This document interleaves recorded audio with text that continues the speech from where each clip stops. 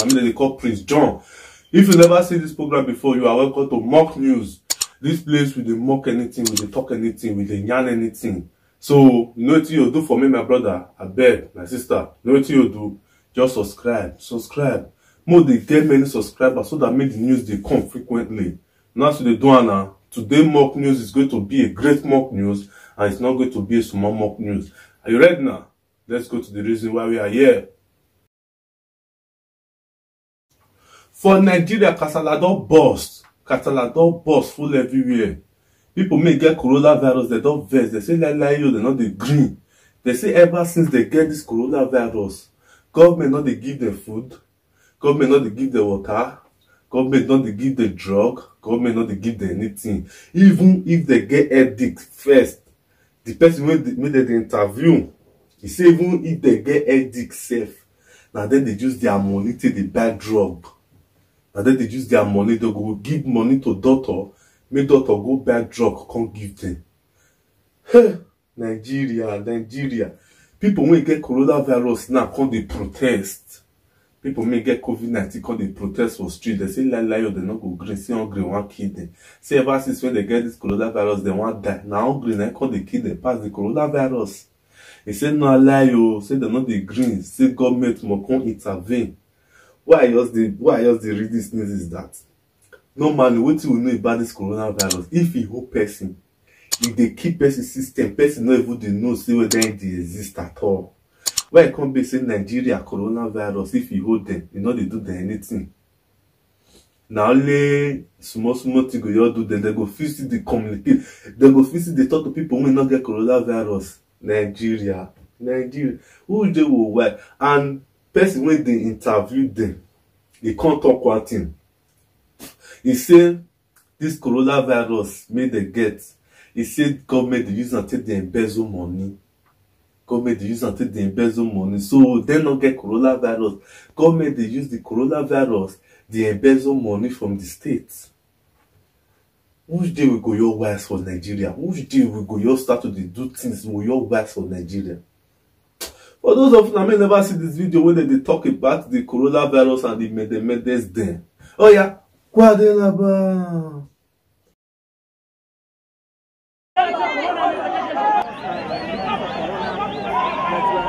These people behind me here are confirmed patients of the coronavirus. They've been confined here at an isolation center in Cordon.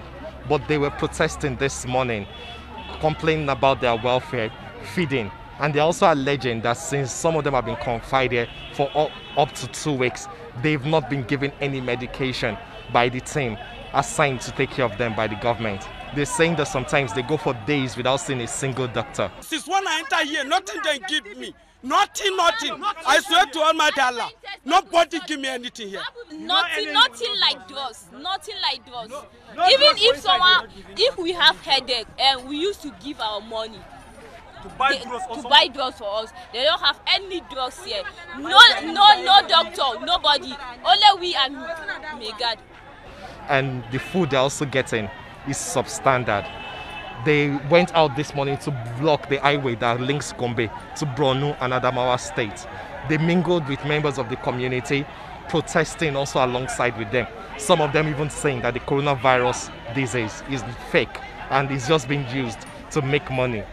Now we've not been able to get any government official to either confirm or deny these allegations, but we'll keep trying to get the information out of those who really know what is going on. From the isolation center in Cordon, Lanre Adeyemi, TVC News, Gombe. You see, say Nigeria can never just change for one day. Nigeria can never just change. Nigeria can never just change. Poor Buhari, you as a leader, you know if you lead your country. So your country can never just change from one thing. Small thing like this, you use and take the embezzle money from the people.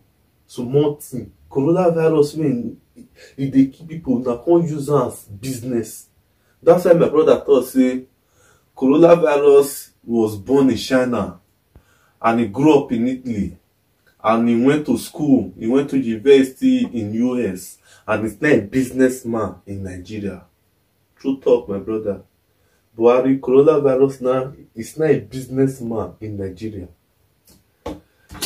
I better go to the next news, Joe. This one a special message for those people who defend Peking, those people who defend the fruit of womb. Like maybe they read this message, or not they read this message for any other people. If you know, say you defend Peking, you defend the fruit of womb. This one a special message to you. One woman don't come out. This woman on a massage area. This woman can massage anything massageable. It can massage your future.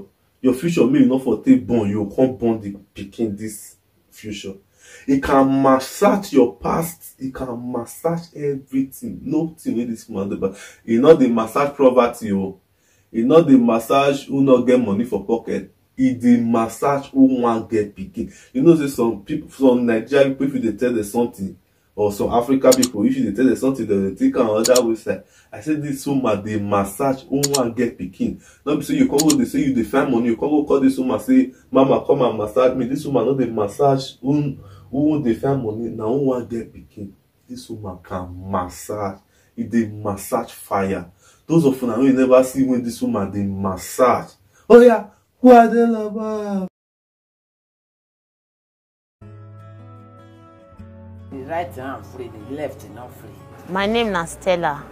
I come here meet Mama for massage because I define Peking. The womb massage is very good.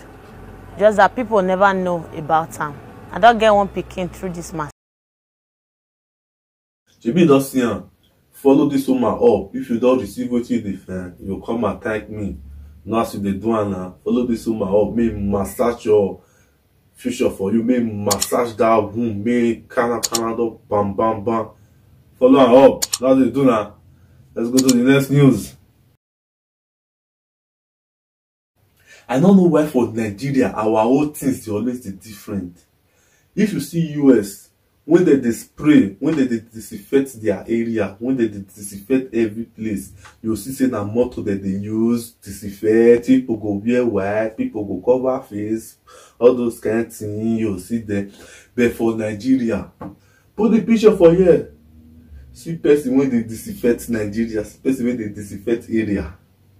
You see they disinfect gutter. Nigeria, maybe go to say like inside gutter, now this coronavirus go high, but you want to fish out. When they fish out, when you fishy, you fish out there. So you sabi the fish coronavirus out for gutter. Now government not put you for state of emergency when you they fish all those people out when they thief money. You sabi they fish. They fish the coronavirus come out for gutter. Say like you know the creek. You see every coronavirus, no matter where you are, you must die. When you fishy. Fisher of coronavirus. Those of them whenever see where this woman they fish coronavirus, they come out for gutter. Oh yeah, Guadelaba.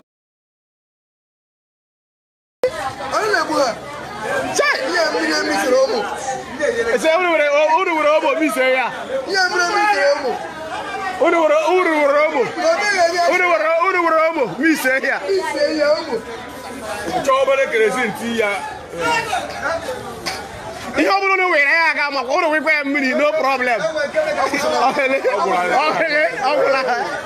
You did it out,